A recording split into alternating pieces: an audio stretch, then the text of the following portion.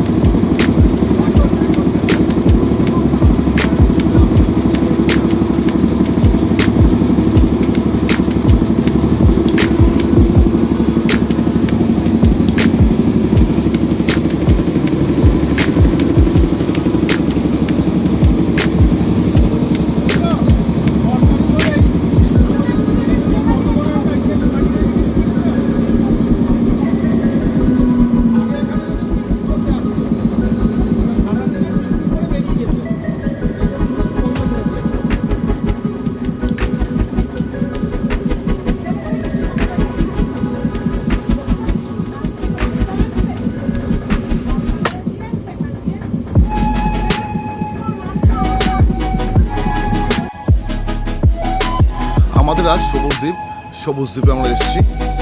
অসাধারণ সুন্দর, ভাগীরথীর মাঝে এই সুন্দর দ্বীপটি। পাশে দেখুন, আপনারা দেখুন, পাশ দিয়ে বয়ে যাচ্ছে ভাগীরথী, মাঝখানে সবুজ দ্বীপ। আমরা সব বন্ধুরা এসেছি আজকে এখানে একটু নির্জনে কাটানোর জন্য।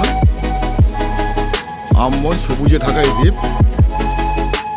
ওয়েস্ট বেঙ্গল ট্যুরিজম ডেভেলপমেন্ট কর্পোরেশনের লজগুলো, কটেজ যেগুলো আছে ভীষণ ভালো, আপনারাও আসতে পারেন।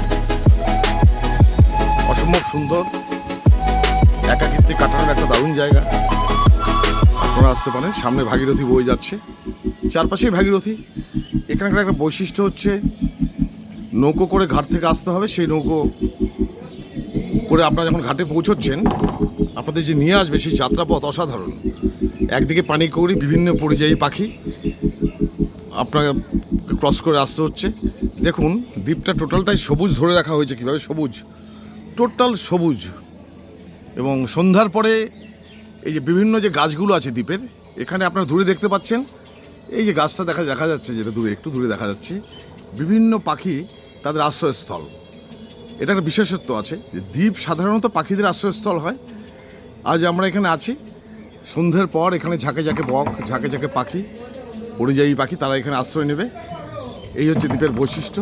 একটা অসাধারণ জায়গা, অসাধারণ বলতে গেলে। আমাদের আজকে একটা রাত্রি এখানে নির্জনে কাটানোর জন্য, মনের খিদে মেটানোর জন্য, মনের চাহিদা মেটানোর জন্য খুব সুন্দর অসাধারণ জায়গা।